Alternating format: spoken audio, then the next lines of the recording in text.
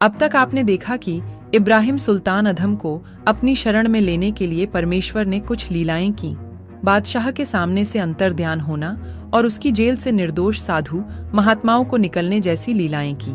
देखिए यह घटनाएं भाग 2 तथा भाग 3 में। डिस्क्रिप्शन से देखें या ऊपर आई बटन पर क्लिक करें। अब देखिए कि आगे बादशाह के साथ और कौन कौन सी लीलाएं परमेश्वर कबीर साहिब जी करते हैं।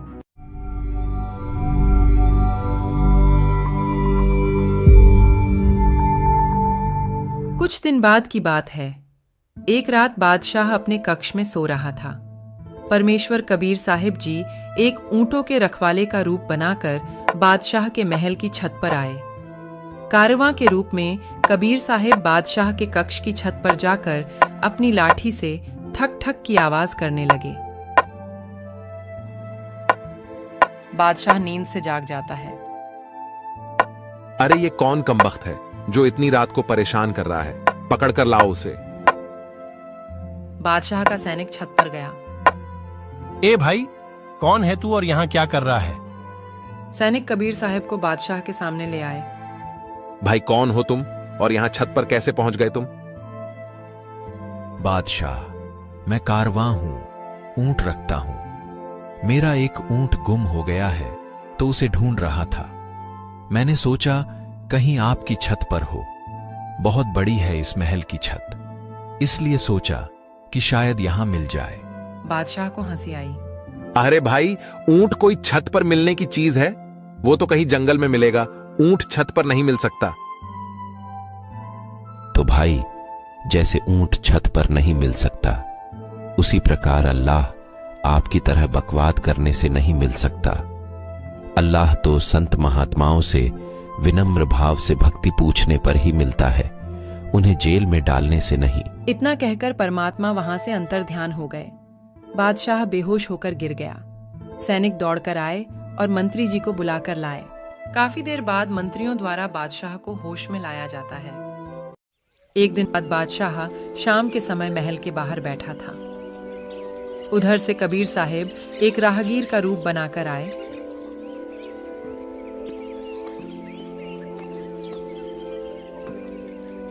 भाई, मुझे अगले वाले गांव में जाना था और आज रात यही आपकी सराय में रुकना चाहता हूं। मुझे एक कमरे का किराया बता दे। बादशाह ने कबीर साहिब को अपने पास बुला लिया। क्या हुआ भाई, क्या काम है आपको? अरे भाई, मैं तो एक यात्री हूं और आज की रात आपकी धर्मशाला में काटना चाहता हूं।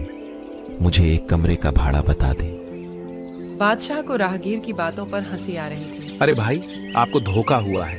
ये धर्मशाला नहीं है, ये मेरा महल है। मैं यहाँ का बादशाह हूँ। अच्छा, तो आपसे पहले इस महल का बादशाह कौन था? मेरे नाना जी थे। और आपके नाना जी से पहले कौन रहता था? मेरे नाना जी से पहले उनके पिताजी यानी मेरे परनाना जी रहते थे। तो वे सब अब कहां गए? मुझे उनसे मिलना है। लेकिन वो सब तो अल्लाह को प्यारे हो गए, वे अब यहां नहीं हैं। अच्छा, तो आप कितने दिन रहोगे इसमें? आप भी तो अल्लाह को प्यारे होंगे कभी। जाना तो सभी को है, एक दिन में भी चला जाऊंगा। तो भाई, ये धर्मशाला नहीं हुई तो क्या हुई? जैसे मुझे एक रात रुकना है, वैसे ही आपको कुछ ज्यादा रातें बितानी है। बाकी जाना आपको भी पड़ेगा। तो ये महल कहां से हुआ? अधम सुल्तान विचार करने लगा और अचंभित था। इतना कहकर परमात्मा वहां से गायब हो गए। बादशाह फिर से बेहोश होकर जमीन पर गिर गया। काफी देर की मशक्कत के बाद मंत्री बादशाह को होश में लाए और जादू जंतर से बचाने के लिए बादशाह की एक और बाजू पर ताबीज बंधवा दिया। कुछ दिन बाद बादशाह वैसे ही अपनी मौज मस्ती में परमेश्वर की लीलाओं को भूल जाता है। संत महात्माओं को जेल में डालना नहीं छोड़ता है। बादशाह का एक बहुत बड़ा 9 लखा बाग था। उसमें 9 लाख तरीके के फल फूल के पेड़ पौधे थे। बादशाह रोज उसमें टहलने आता था तथा वहीं बगीचे में कुछ देर के लिए सुसज्जित बिस्तर पर विश्राम करता था। एक दिन पूर्ण परमेश्वर कबीर साहिब जी ने एक बांदी का रूप बनाकर बादशाह के बिस्तर को सजाया तथा स्वयं ही उस पर लेट गए। कुछ देर बाद बादशाह बाग में टहलने तथा विश्राम करने आया। उसने देखा कि तेरी शैया पर बांदी सो रही है। बादशाह को बहुत गुस्सा आया कि इसकी इतनी हिम्मत कैसे हुई। अरे, तेरी हिम्मत कैसे हुई मेरी शैया पर लेटने की? बादशाह ने घोड़े को मारने वाला कोड़ा निकाला और गुस्से में बांदी रूप में विराजमान कबीर परमेश्वर को 3 कोड़े मारे। बांदी रूप में विराजमान कबीर साहिब ने रोने का अभिनय किया, फिर अचानक हंसने लगे। परमात्मा जोर जोर से हंसने लगे। बादशाह को बड़ा आश्चर्य हुआ कि 3 कोड़े लगने के बाद व्यक्ति हंस नहीं सकता, और ये बांदी हंस कैसे रही है। ए बांदी, तू हंस क्यों रही है? तुम्हारे पीड़ा नहीं हो रही? अरे मूर्ख बादशाह, मैं तेरे बारे में सोचकर हंस रही हूँ। भाई मैं तो एक घड़ी इस शैया पर सोई थी और मुझे इसकी सजा 3 कोड़े खाकर देनी पड़ी। लेकिन बेटे, तू तो रोज इस पर सोता है और कई कई घंटे सोता है, तो तुझे क्या सजा मिलेगी? यह कहकर परमात्मा हंसते हुए वहां से गायब हो गए। बादशाह फिर से चक्कर खाकर गिर गया। मंत्री वगैरह दौड़ कर आए और होश में लाए। बादशाह की बाजू पर एक और ताबीज बंधवा दिया। बादशाह, ये कोई जबरदस्त सेवड़ा आपके पीछे पड़ा है, लेकिन अब नहीं आ पाएगा। आगे भी ऐसी ही लीलाओं तथा कथा के अगले भागों के लिए हमारे चैनल को सब्सक्राइब करें।